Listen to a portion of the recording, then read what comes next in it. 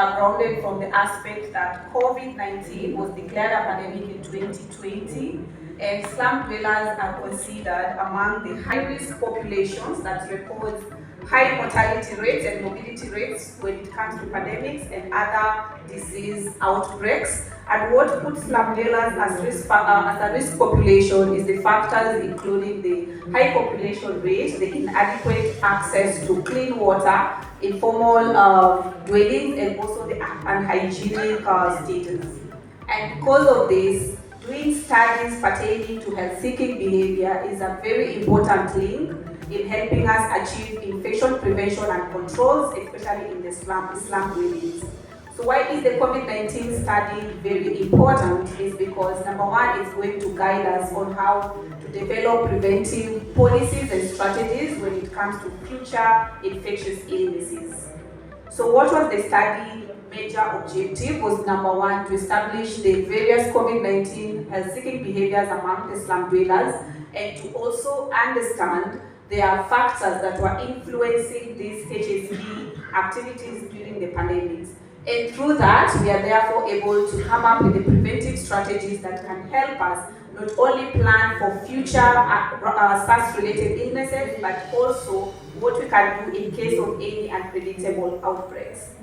So the study adopted a framework where we are exploring the factors that can influence the health-seeking behaviors among the slum dwellers. And this included the predisposing factors, which was looking at religion, education level, or generally socioeconomic characteristics. And then we had the factors looking at enabling factors, and that was exploring slum dwellers' capacities in terms of financial capacity, access to health information, and their perceived self-efficacies.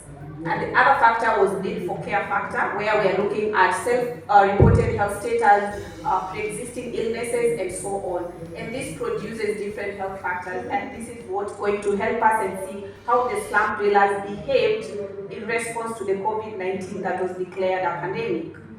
So the research adopted a methodology whereby our area of study was railway slums in Mombasa County, using the descriptive cross-sectional study design. And the population that were targeted were the residents of slum dwellers, specifically adults in this case, who are residents of the railway slums as per 2021. When it came to the research instruments, we had the semi-structured questionnaires together with the key informant interviews.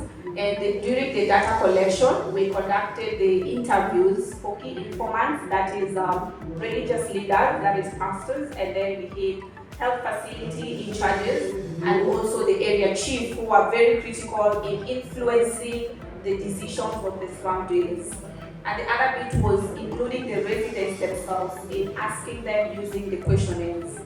So we tested our validity through a neighboring slum, which is famously known as the Lesotho slum. And our analysis was both qualitative and quantitative, where we had thematic narrations and the use of SPSS version 26. And in our ethical consideration, we were cleared from the NACOSTI, that is the National Commission for Science and Technology, and the Department of Health in Mombasa County. So in the findings, we were exploring as per the objectives, and in the preventive measures, it was seen that most slum dwellers preferred to wear masks. However, there were slum dwellers that chose not to do much, or rather not to respond to the preventive measures. And the other aspect we looked at is how are the slum dwellers responding in case of positive symptoms for COVID-19. And there is a significance indicator that majority of slum dwellers prefer to seek clarification from public health facilities, physicians, or health workers. And that is where we fall in as nurses, that we play a key role on how we can influence the response of our slum dwellers.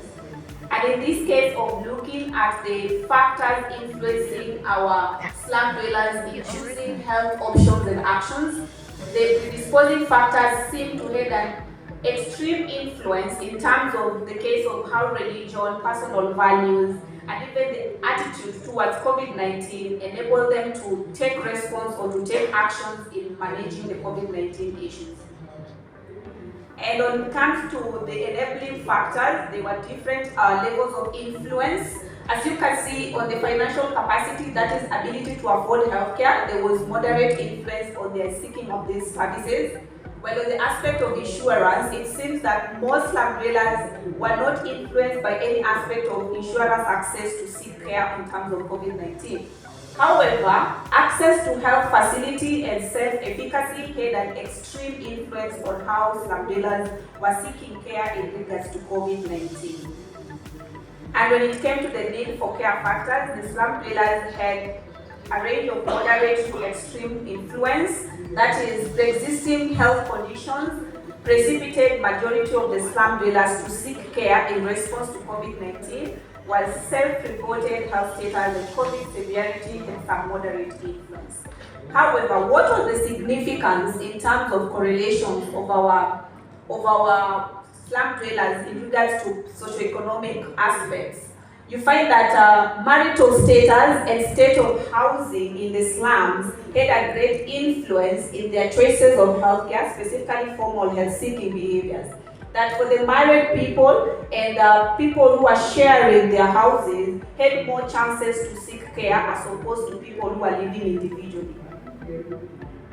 And in the analysis of correlations, you see that in the perceived health status, that is on enabling factors, and access to insurance and health facilities, they had some significance in terms of influencing the decisions of slum dwellers in seeking the care. And need for care factor also had some influence when it came to pre-existing factors and the self-reported health status. That majority preferred to seek care because they had underlying conditions that made them feel it could affect their severity and infections. And at the regression level, there was some significance of old ratios that in the pre-existing conditions, there was more chances of the slum dwellers to seek care. And in the aspect of marital status, you found that people who are single and those who are divorced had increased chance to seek care as opposed to those who are in marital or official unions. So what does this finding tell us?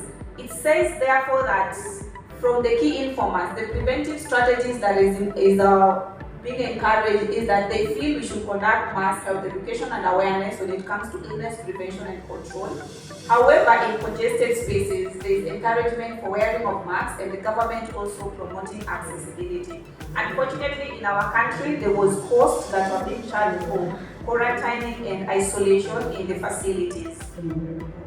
So this finding discussion was in agreement with various studies where you found that people prefer to seek physician consultation because they trust that the healthcare workers have more knowledge and they understand what it takes to be in management of such conditions or the best preventive approaches to do in case of symptoms.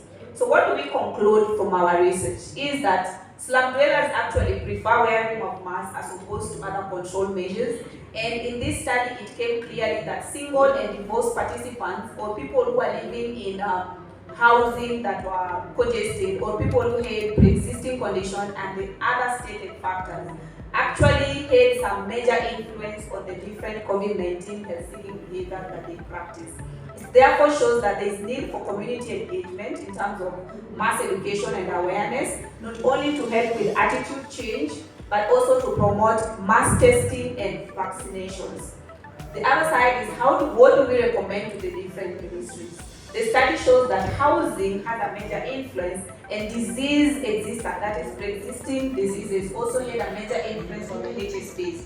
And because of this, Ministry of Health needs to come up with ways on how to conduct mass education on preventive approaches, while on the other side, our Ministry of Housing needs to include slums when it comes to the affordable housing projects to ensure improvement in the state of housing. But what does it say about the slum dwellers themselves? It encourages slum dwellers to achieve higher education level to help in access to the different care services. And also for the other side is practicing remote work to avoid loss of income during lockdown. Now this comes about because you found that for most of the slum dwellers, the biggest complaint on adherence to these preventive measures was the lack of funding to access masks or the lack of funding to be able to keep up with economic status during the COVID-19. And to conclude on this, the research brought out further researches that we can explore as healthcare workers or as fellow researchers, that there's need to do comparative studies of COVID-19 HSBs in regards to urban slum dwellers and rural slum dwellers, so that we can get the different responses that urban slum dwellers do and the rural slum dwellers participate in. Thank you. Last one. So the other bit is